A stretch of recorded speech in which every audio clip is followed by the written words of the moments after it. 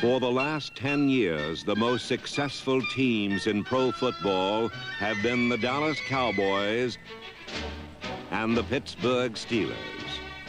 In 1978, the Steelers, coached by Chuck Noll, and the Cowboys, coached by Tom Landry, again were conference champions and won the right to meet in the 13th Super Bowl. It seemed fitting that the last Super Bowl of the 1970s would match the two teams who have dominated the decade.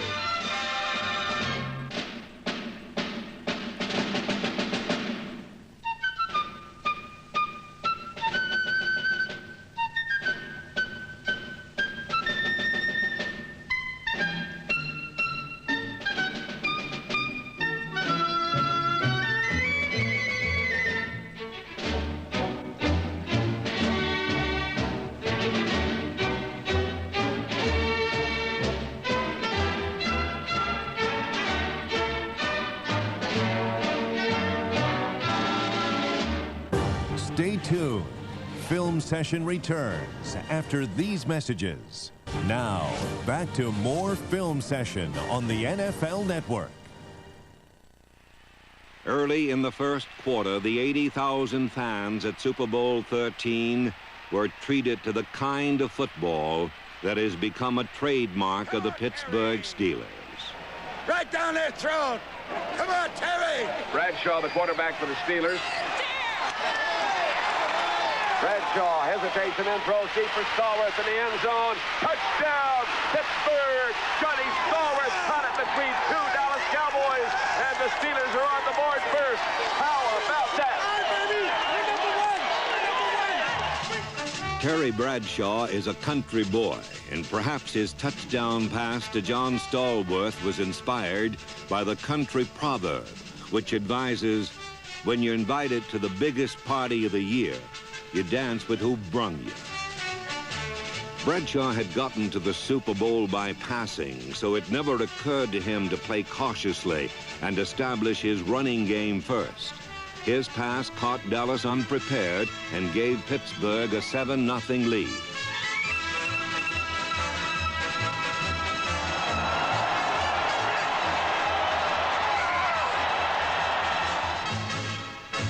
Pittsburgh's defense was just as bold as its offense. They blitzed their linebackers, often surprising Roger Staubach with a 5- or 6-man pass rush.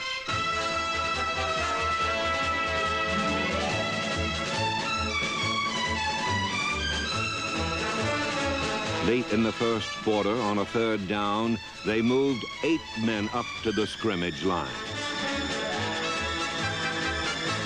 With all their manpower in the pass rush, the Steelers sacrificed themselves in the secondary. And once Tony Hill gathered in Staubach's quick pass, he scored easily. The 8-man rush had forced the Steelers to cover the dangerous Dallas receivers man for man. Another look at the play reveals that Mel Blount, number 47, was so intent on guarding Drew Pearson, he never reacted to Hill's reception.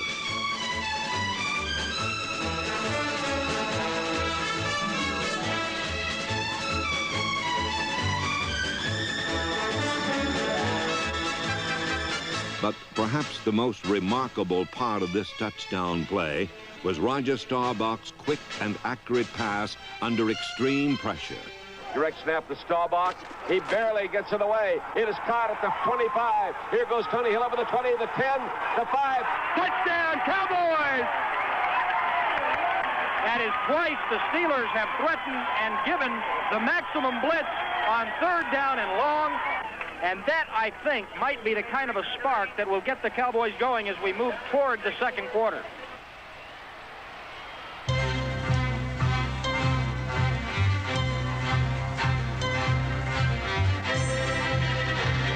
The second quarter began like the first, with Bradshaw throwing.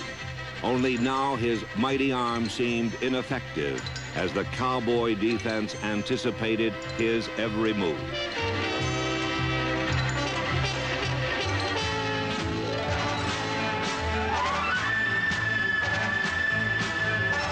The Superman of the Steelers became a bumbling Clark Kent, an easy pushover for the big bullies from Dallas. There's a delayed blitz, and Bradshaw fumbles the ball, picks it up, rolls out. Caught and dropped by Thomas Hollywood. It's picked up now by Hickman. It's Mike Hickman. He's to the 15, the 10, the 5, and in for a touchdown if it all stands.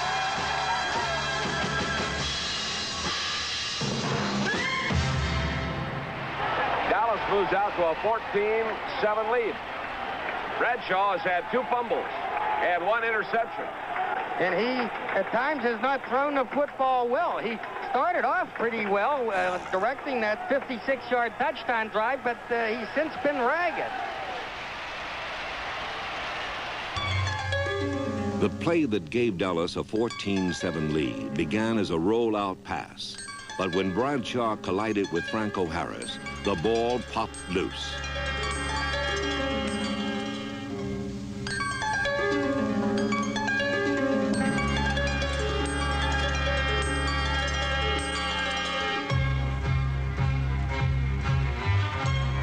While Bradshaw retrieved his fumble, Thomas Henderson and Mike Hegman stalked him like 2 burglars. One held him, the other robbed him.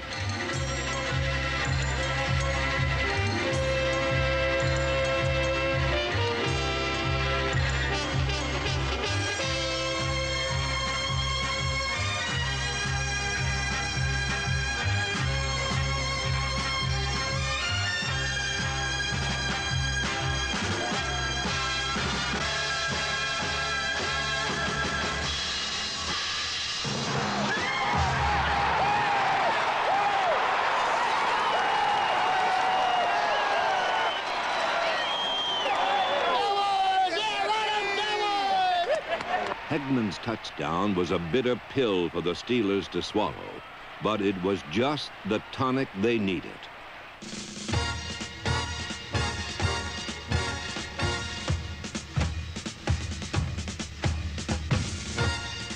When they regained the ball, John Stallworth turned a routine sideline pass into a marathon 75-yard touchdown run that tied the game.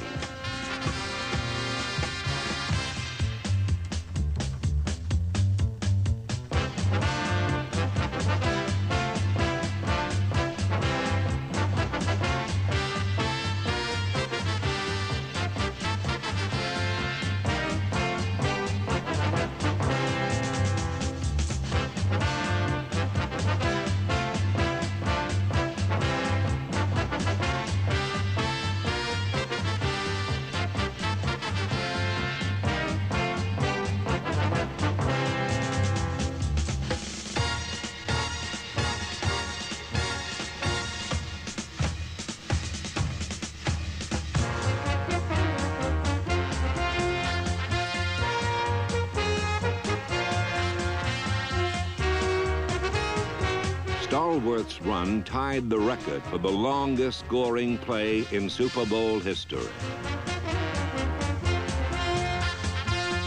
Stallworth is from Alabama, and down there, the locals say that he's like a blend of sipping whiskey and white lightning. Smooth, with a good, strong finishing kick.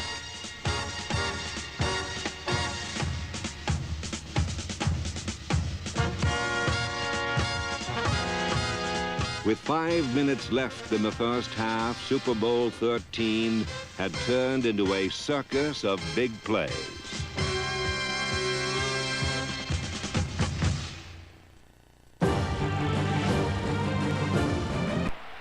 They are a mature, physically powerful squad with a special confidence that allows them to reach for heroism instead of merely trying to avoid mistakes.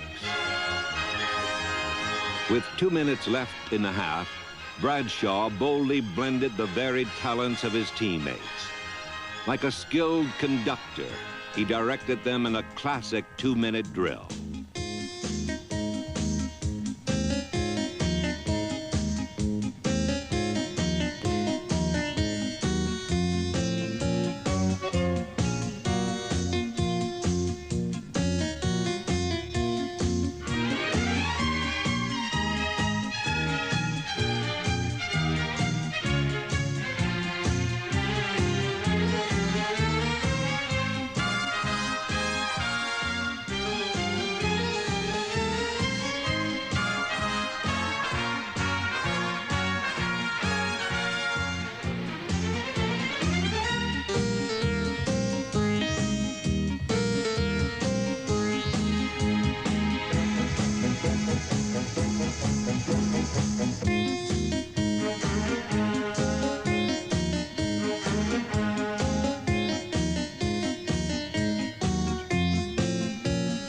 At the Dallas 7-yard line with 33 seconds left in the half, Bradshaw called a pass-run option play. Pursued by the Cowboys and with no room to run, he finally spotted Rocky Bleier in the end zone.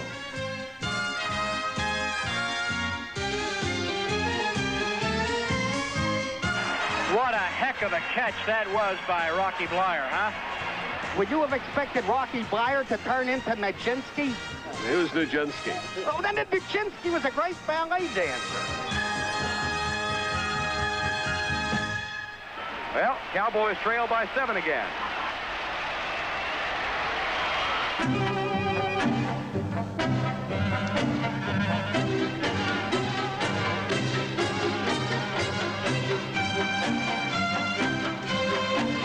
When the second half began, the Dallas offense struck quickly to get back what its defense had so grudgingly given away in the closing seconds of the first half.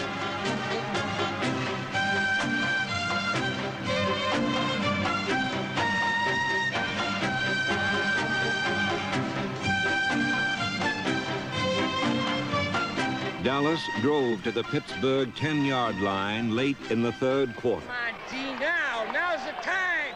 It seemed certain they would score the touchdown that would turn Super Bowl 13 into a tie game again. It's 3rd down and 3, Dallas at the Pittsburgh 10. Roger back to throw, has a man open in the end zone, caught, touchdown, dropped in the end zone, Jackie Smith all by himself. Oh, bless his heart, he's got to be the sickest man in America. Oh, Jackie was so wide open in the end zone, it was incredible. And he could not hang on to the ball. A catch by Smith would have tied the score. Instead, Dallas had to settle for a field goal and trailed Pittsburgh by 4 points at the end of the third quarter.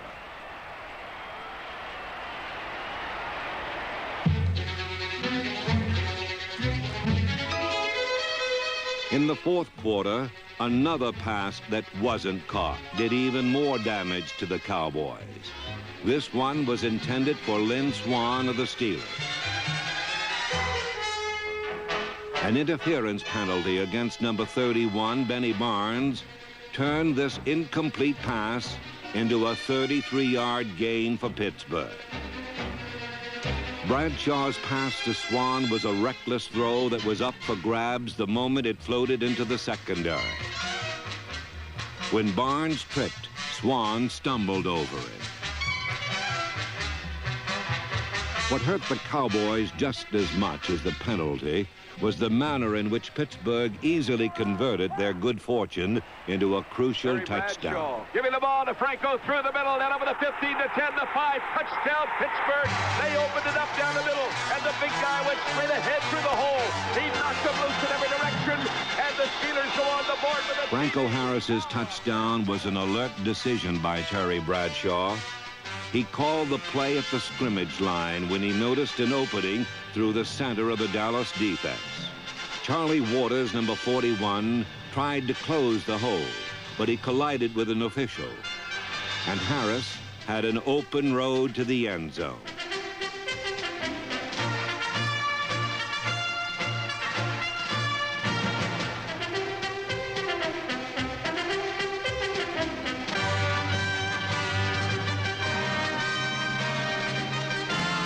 While the Steelers celebrated their 11-point lead, another touch of misfortune awaited the rankled Cowboys.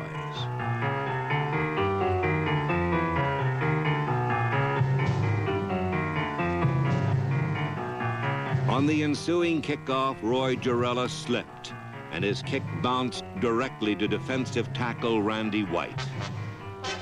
A cast on White's fractured thumb prevented him from getting a grip on the ball, and it squirted loose before he was hit. Fumble! Ball loose! Still fighting for it at the 21. It is Pittsburgh's ball. Holy mackerel! Here we go!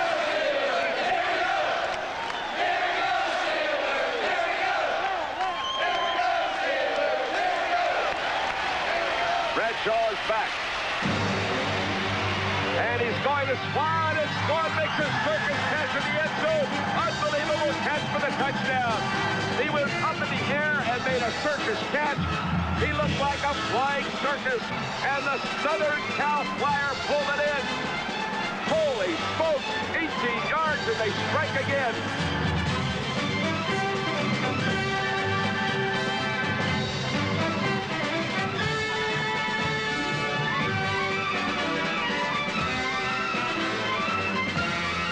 Swan's catch was Bradshaw's 4th touchdown pass of the day.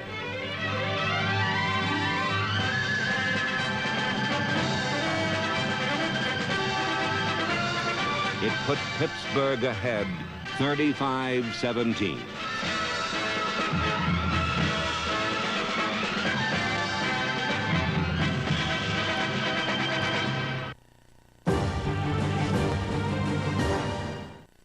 Back to more Film Session on the NFL Network.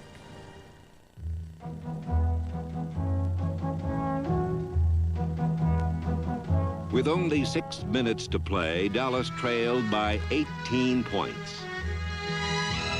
There were tears in the eyes of Texas, but seldom was heard a discouraging word by the Cowboys themselves. Get it again, Dennis! It ain't no blitz. It ain't no blitz. There he is, Tony. In 1963, Roger Staubach's legs won him the Heisman Trophy at the Naval Academy. Now, 15 years later, they served him well again.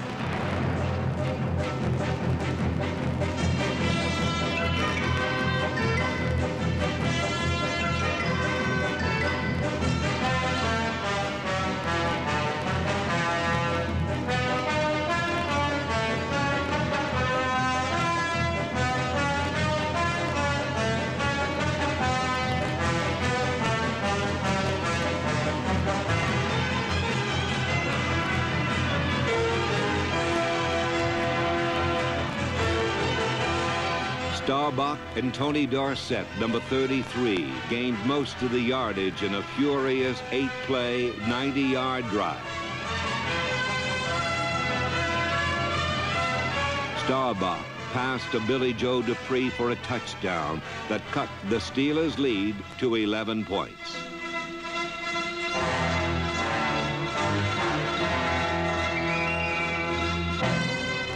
And now here comes the onside kick. It comes to the left side, and the Steelers drop it, and the Cowboys recover. Dallas has the football at the 49-yard line. Dennis Thurman picked it up, and the Cowboys may still be alive.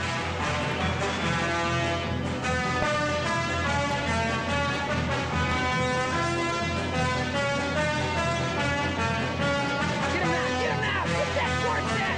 Get him!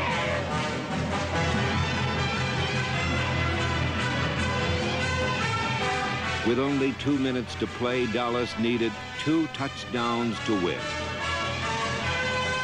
As they drove down the field again, it was an appropriate occasion to summon up the old cliches which salute gallant losers who play on for pride and self-respect when all hope for victory has vanished.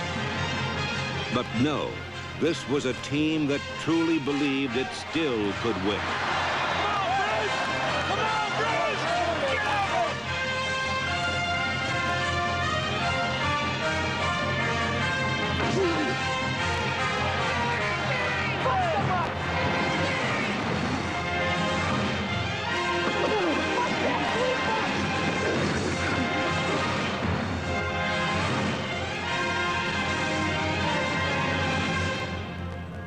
Staubach takes the ball, and now he's looking, pumps, throws, open man, touchdown.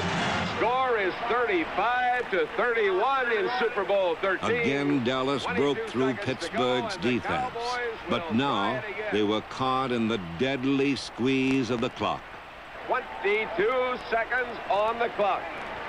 The Cowboys' remote chance for victory disappeared into the arms of Rocky Bleier.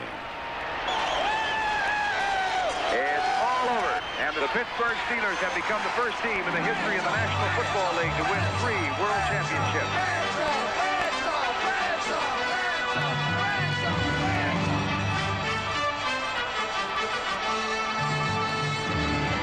The Pittsburgh Steelers defeated the Dallas Cowboys in a Super Bowl that was everything the championship game is supposed to be.